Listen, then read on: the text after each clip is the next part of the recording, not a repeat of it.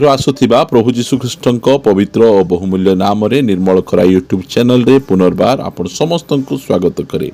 ପ୍ରିୟ ପ୍ରଭୁଙ୍କ ଲୋକମାନେ, ଆଜି ମଧ୍ୟ ଗୋଟିଏ ସୁନ୍ଦର ପ୍ରସଙ୍ଗରେ ଆମେ ଅଳ୍ପ ସମୟ ଧରି ଆମେ କଥାବାର୍ତ୍ତା ହେବା। ଏହି ପ୍ରସଙ୍ଗ ଆମ ସମସ୍ତଙ୍କ ନିମନ୍ତେ ବହୁତ ଆବଶ୍ୟକ ପ୍ରସଙ୍ଗଟି ଅଟେ। ପ୍ରସଙ୍ଗଟି ଏହି ପ୍ରକାର ଅଟେ, ବାଇବଲ କାହାକୁ ଖାଇବାକୁ ମନା କରେ? ବାଇବଲ କାହାକୁ ଖାଦ୍ୟ ଖାଇବାକୁ ମନା କରେ? ଆମମାନଙ୍କ ପରମେଶ୍ୱର ଆମର ପ୍ରତିପାଳକ ପରମେଶ୍ୱର ସେ ଅଟନ୍ତି। ଯେଉଁ ସମୟରେ ଲୋକମାନେ ଭୋକରେ ଥିଲେ, ସେହି ସମୟରେ ପ୍ରଭୁ ଯୀଶୁଖ୍ରୀଷ୍ଟ 5ଟି ରୋଟି ଆଉ 2ଟି ମାଛରେ ସେ 5000 ଲୋକଙ୍କୁ ଖୁଆଇଲେ। ଇସ୍ରାଏଲ ଲୋକମାନଙ୍କୁ ପ୍ରାନ୍ତରରେ 40 ବର୍ଷ ଧରି ସ୍ୱର୍ଗରୁ ସେ ମାନ୍ନା ପ୍ରଦାନ କଲେ। ଏହି ପ୍ରକାର ପରମେଶ୍ୱର କାହାକୁ ଖାଇବାକୁ ସେ ମନା କରୁଛନ୍ତି, ସେ ବିଷୟରେ ଆମେ ଅଳ୍ପ ସମୟ ଧରି ଆମେ ଆଲୋଚନା କରିବା। ଆସନ୍ତୁ ଗୋଟିଏ ବାକ୍ୟ ପଢ଼ିବା। 2 ଥେସଲୋନିକ ପୁସ୍ତକ ଏହାର 3 ଅଧ୍ୟାୟ 10 ପଦ। କାରଣ ତୁମ୍ଭମାନଙ୍କ ସହିତ ଥିବା ସମୟରେ ହିଁ ଆମ୍ଭେମାନେ ତୁମ୍ଭମାନଙ୍କୁ ଏହି ଆଜ୍ଞା ଦେଲୁ, ଯେ କେହି କାର୍ଯ୍ୟ କରିବାକୁ ଇଚ୍ଛା କରେ ନାହିଁ ସେ ଭୋଜନ ମଧ୍ୟ ନ କରୁ, ସେ ନ ଖାଉ। ଏହି ସ୍ଥାନରେ ପାଉଲ କହୁଛନ୍ତି, ଯେଉଁ ବ୍ୟକ୍ତି କାମ କରିବାକୁ ଇଚ୍ଛା କରେ ନାହିଁ ସେ ବ୍ୟକ୍ତି ଭୋଜନ ମଧ୍ୟ ନ କରୁ।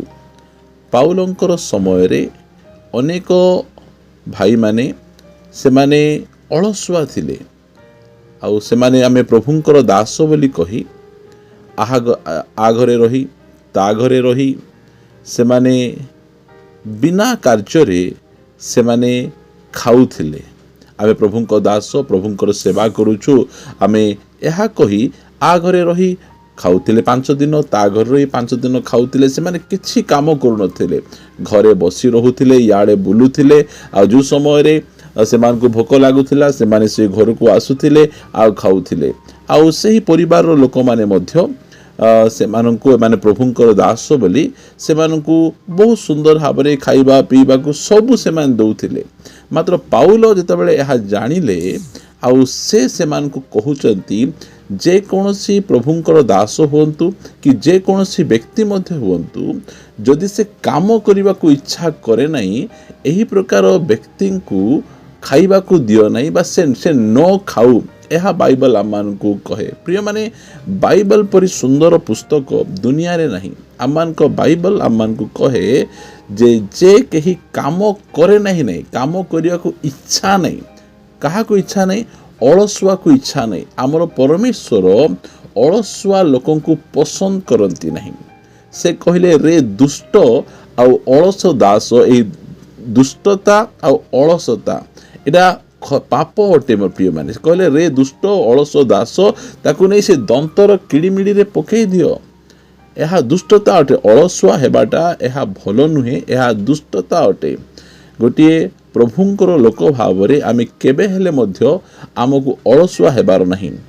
ଯିଏ ଅଳସୁଆ ସେ ନ ଖାଇବା କଥା, ଯିଏ କାମ କରିବାକୁ ଇଚ୍ଛା କରେ ନାହିଁ ସେ ନ ଖାଇବା କଥା, ତାକୁ ଖାଇବାକୁ ଦେବା କଥା ନାହିଁ। ଏହା ବାଇବଲ ଆମମାନଙ୍କୁ କହେ।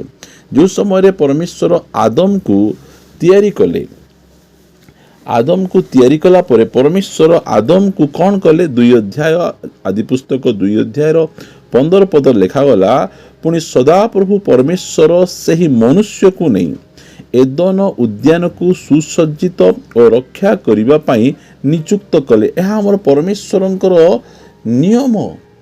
ତାଙ୍କର ପୁତ୍ର ଆଦମକୁ ସେ ବସେଇକିନା ଖାଇବା ପାଇଁ ଦେଉନାହାନ୍ତି। ଆଦମକୁ କାମ ଦେଲେ, ତୁମେ ଏଦନ ଉଦ୍ୟାନର ରକ୍ଷଣାବେକ୍ଷଣ ତୁମେ କରିବ। ଏହି କାମ ସେ ଆଦମକୁ ଦେଲେ। ପ୍ରିୟମାନେ, ପ୍ରଥମେ ଆଦମକୁ ସ୍ତ୍ରୀ ଦେଲେ ନାହିଁ, ପ୍ରଥମେ ଆଦମକୁ ଗୋଟେ ଜବ୍ ଦେଲେ, ଗୋଟେ କାମ ଦେଲେ। କାରଣ ପ୍ରଥମେ ସ୍ତ୍ରୀ ପାଇବାର ନାହିଁ, ପ୍ରଥମେ ତୁମେ କାମ କରି ଅର୍ଥ ଉପାର୍ଜନ କରିବାର ଅଛି, ପରିଶ୍ରମ କରିବାର ଅଛି। ଆମମାନଙ୍କ ପରମେଶ୍ୱର ପରିଶ୍ରମୀମାନଙ୍କୁ ପସନ୍ଦ କରିବା ପରମେଶ୍ୱର ସେ ଅଟନ୍ତି। ପ୍ରଭୁ ଯୀଶୁଖ୍ରୀଷ୍ଟ 30 ବର୍ଷ ଯାଏ ସେ ବଢ଼େଇ କାମ କରୁଥିଲେ, ବହୁତ ପରିଶ୍ରମର କାମ ସେ କରୁଥିଲେ। ପ୍ରିୟ ପ୍ରଭୁଙ୍କ ଲୋକମାନେ, ଆମମାନଙ୍କ ପରମେଶ୍ୱର ପରିଶ୍ରମୀମାନଙ୍କୁ ସେ ତାଙ୍କ ସେବା କାର୍ଯ୍ୟରେ ବାଛନ୍ତି। କୌଣସି ଅଳସୁଆ ବ୍ୟକ୍ତିଙ୍କୁ ତାଙ୍କ ସେବା କାର୍ଯ୍ୟରେ ବାଛନ୍ତି ନାହିଁ। ଯେଉଁମାନେ ପରିଶ୍ରମୀ ଅଟନ୍ତି, ଏହି ପ୍ରକାର ପରିଶ୍ରମୀ ଲୋକମାନଙ୍କୁ ସେମାନେ ଅଳ୍ପ ଶିକ୍ଷା ଗ୍ରହଣ କରିଥାନ୍ତୁ, ଅଧିକ ଶିକ୍ଷା ଗ୍ରହଣ କରିଥାନ୍ତୁ, ସେଥିରେ ଯାଏ ଆଶା ନାହିଁ, ମାତ୍ର ସେମାନେ ପରିଶ୍ରମୀ ହେବାର ଆବଶ୍ୟକ ରହିଛି। ପ୍ରଭୁ ଯୀଶୁଖ୍ରୀଷ୍ଟ କୌଣସି ବେକାର ବ୍ୟକ୍ତିଙ୍କୁ ନିଜର ଶିଷ୍ୟ ଭାବରେ ସେ କେବେ ହେଲେ ମଧ୍ୟ ବାଛି ନଥିଲେ। ଯାହାକୁ ମଧ୍ୟ ସେ ବାଛୁଥିଲେ, ଯେଉଁ ସମୟରେ ସେ ସିମୋନ ପିତର ଆଉ ତାଙ୍କ ଭାଇ ଆନ୍ଦ୍ରିୟକୁ ବାଛିଲେ, ସେମାନେ ମାଛ ଧରୁଥିଲେ। ଯେଉଁ ସମୟରେ ଜହନ ଯାକୁବକୁ ବାଛିଲେ, ସେମାନେ ମଧ୍ୟ ମାଛ ଧରୁଥିଲେ। ଯେଉଁ ସମୟରେ ମାଥ୍ୟୁଙ୍କୁ ସେ ବାଛିଲେ, ମାଥ୍ୟୁ ମଧ୍ୟ ସେ କର ଆଦାୟ ସ୍ଥାନରେ ବସି ଗୋଟେ ଜବ୍ କରୁଥିଲେ। ପ୍ରିୟ ପ୍ରଭୁଙ୍କ ଲୋକମାନେ, ଯାହାକୁ ମଧ୍ୟ ପରମେଶ୍ୱର ନୂତନ ନିୟମରେ ହେଉ କି ପୁରାତନ ନିୟମରେ ହେଉ, ମଶାଙ୍କୁ ଯେତେବେଳେ ବାଛିଲେ, ମଶା ମଧ୍ୟ ସେ ନିଜର ଶ୍ୱଶୁରଙ୍କର ପଶୁପଲ ଚରାଉଥିଲେ। ସେହି ସମୟରେ ସେ ବାଛିଲେ। ଯେଉଁ ସମୟରେ ଏଲିଶାକୁ ବାଛିଲେ, ଏଲିଶା ମଧ୍ୟ ହଳ ବୁଲାଉଥିଲେ, ସେହି ସମୟରେ ସେ ଏଲିଶାକୁ ବାଛିଲେ। ଆମର ପରମେଶ୍ୱର ଅଳସୁଆମାନଙ୍କର ପରମେଶ୍ୱର ସେ ନୁହନ୍ତି, ସେ ପରିଶ୍ରମୀମାନଙ୍କର ପରମେଶ୍ୱର। ଆଉ ଆମେ ପ୍ରଭୁଙ୍କର ଲୋକ ଭାବରେ ଆମେ ଅଳସୁଆ ହେଇ ଆମେ ଅନ୍ୟମାନଙ୍କର ଖାଦ୍ୟ ଆମେ ଖାଇବାର କୌଣସି ବିଧି ସଙ୍ଗତ ନୁହେଁ। ଆମକୁ ସବୁ ସମୟରେ ପରିଶ୍ରମ କରିବାର ନିହାତି ଆବଶ୍ୟକ ରହିଛି। ସେଥିପାଇଁ ବାଇବଲ ଆମମାନଙ୍କୁ କହେ ଯେ ପରିଶ୍ରମ ନ କରେ ସେ ନ ଖାଉ। ପରମେଶ୍ୱର ତାଙ୍କୁ ଏହି ପ୍ରକାର ଭାବରେ କହୁଅଛନ୍ତି। ଗୋଟେ ବାକ୍ୟ ପଢ଼ିବା, ପ୍ରେରିତ ପୁସ୍ତକ 20 ଅଧ୍ୟାୟର 34 ପଦ। ଲେଖାଯାଏ, ଏହି ହାତ ଦୁଇଟି ଯେ ମୋର ଓ ମୋ ସଙ୍ଗୀମାନଙ୍କର ଅଭାବ ପୂରଣ ନିମନ୍ତେ ସେବା କରି ଆସୁଅଛି, ଏହା ତୁମ୍ଭେମାନେ ନିଜେ ଜାଣ। ପ୍ରିୟ ପ୍ରଭୁଙ୍କ ଲୋକମାନେ, ପାଉଲ ସେ ଜଣେ ପରିଶ୍ରମୀ ବ୍ୟକ୍ତି ଥିଲେ। ନିଜ ହସ୍ତରେ ସେ କାମ କରୁଥିଲେ। ପାଉଲଙ୍କ ପରି ଅଭିଷିକ୍ତ ପ୍ରଭୁଙ୍କ ଦାସମାନେ ନାହାନ୍ତି। ମାତ୍ର ପାଉଲ ଏତେ ପରିମାଣରେ ସୁସମାଚାର ପ୍ରଚାର କଲେ, ମଣ୍ଡଳୀ ସ୍ଥାପନ କଲେ, ହେଲେ ମଧ୍ୟ ସେ ବେକାରେ ବସି କାହାର ଖାଦ୍ୟ ସେ ଖାଇ ନାହାନ୍ତି।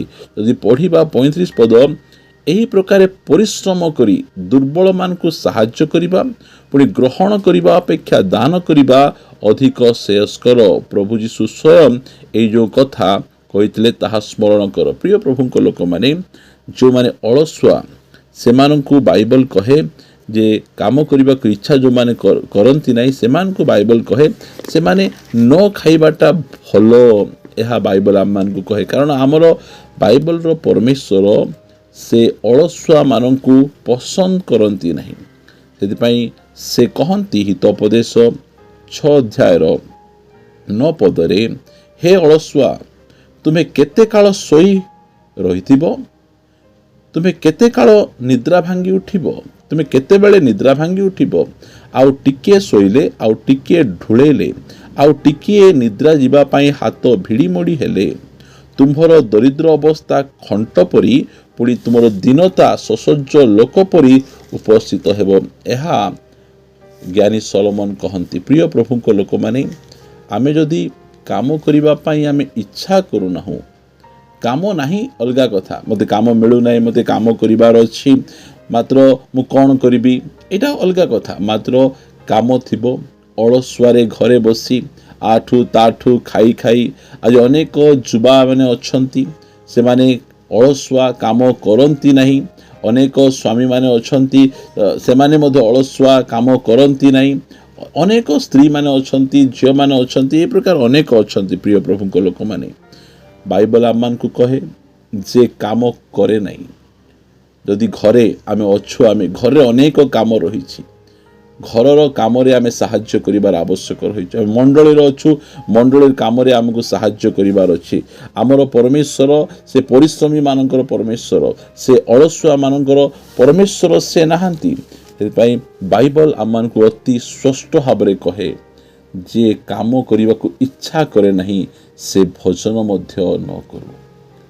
ପ୍ରିୟ ପ୍ରଭୁଙ୍କ ଲୋକମାନେ, ଆମମାନେ ଅଳସୁଆ ହେବା ନାହିଁ, ଆମମାନେ ପରିଶ୍ରମୀ ହେବା। ଆମେ କଠିନ ପରିଶ୍ରମ ଆମେ କରିବା। ତାହେଲେ ଆମର ପରମେଶ୍ୱର ଆମର ହସ୍ତଗତ କର୍ମକୁ ସେ ଆଶୀର୍ବାଦ କରିବା ପରମେଶ୍ୱର, ଆମକୁ ଉପରକୁ ଉଠେଇବା ପରମେଶ୍ୱର ସେ ଅଟନ୍ତି।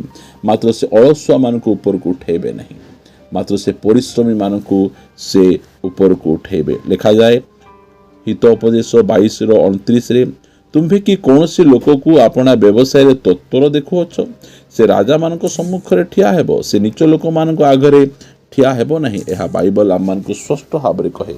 ଆମେ ପ୍ରଭୁଙ୍କର ଲୋକମାନେ, ଆମମାନେ ପରିଶ୍ରମୀ, ଆମମାନଙ୍କ ପରମେଶ୍ୱର ସେ ପରିଶ୍ରମୀ ପରମେଶ୍ୱର ଅଟନ୍ତି। ପ୍ରଭୁଙ୍କ ଦାସମାନେ, ସେମାନେ ପରିଶ୍ରମ କରିବା ପ୍ରଭୁଙ୍କ ଦାସମାନେ ଅଟନ୍ତି। ଆଉ ଆମେ ପ୍ରଭୁଙ୍କ ଲୋକ ଭାବରେ ଆମମାନେ ପରିଶ୍ରମୀ ହେବା। ଆମେ ଅଳସୁଆ ହେଇ ବିନା କାମ କରି ଆମେ ଖାଇବାର ଏହି ଅଭ୍ୟାସକୁ ଆମେ ପରିତ୍ୟାଗ କରି ଆମମାନେ ସବୁ ସମୟରେ ପରିଶ୍ରମୀ ହେବାର ଅଛି। ଆସନ୍ତୁ ପଦେ ପ୍ରାର୍ଥନା କରିବା। ପବିତ୍ର ଗୌରବମୟ ପିତା, ମୁଁ ତୁମକୁ ଧନ୍ୟବାଦ ଦିଏ। ପୁନର୍ବାର ଆଜି ତୁମେ ଆମମାନଙ୍କ ସହିତ କଥାବାର୍ତ୍ତା ହେଇଛ, ବାକ୍ୟ ଦେଇ ତୁମେ ଆମମାନଙ୍କୁ ପ୍ରଭୁ ତୁମେ ଜଣେଇଛ ଆମେ ଯେ ପ୍ରକାର ପରିଶ୍ରମ କରିବୁ ଆଉ ଭୋଜନ ପାନ କରିବୁ। ପ୍ରଭୁ ଦୟାକରି ସାହାଯ୍ୟ କର। ଅଳସୁଆର ସ୍ପିରିଟ୍କୁ ଆମ ମଧ୍ୟରୁ ବାହାର କର। ତୁମେ କହିଲ, ରେ ଅଳସ ଦୁଷ୍ଟ ଦାସ, ଆମେ ଦୁଷ୍ଟ ହେବା ପାଇଁ ଚାହୁଁନାହୁଁ। ପ୍ରଭୁ ଅଳସୁଆରୁ ଆମମାନଙ୍କୁ ବାହାର କରି ଆମ ଗୋଟେ ପରିଶ୍ରମୀ କର, ଏହା ଆମେ ପ୍ରାର୍ଥନା କରୁଛୁ। ପ୍ରଭୁ ପ୍ରାର୍ଥନା ପ୍ରିୟ ଯୀଶୁଙ୍କ ନାମରେ ମାଗୁଛି, ଆମେନ୍ ଆମେନ୍। ପ୍ରେଜ୍ ଦ ଲର୍ଡ। ପ୍ରଭୁ ସମସ୍ତଙ୍କୁ ପ୍ରଚୁର ଭାବେ ଆଶୀର୍ବାଦ କରନ୍ତୁ। ଗଡ୍ ବ୍ଲେସ୍ ୟୁ।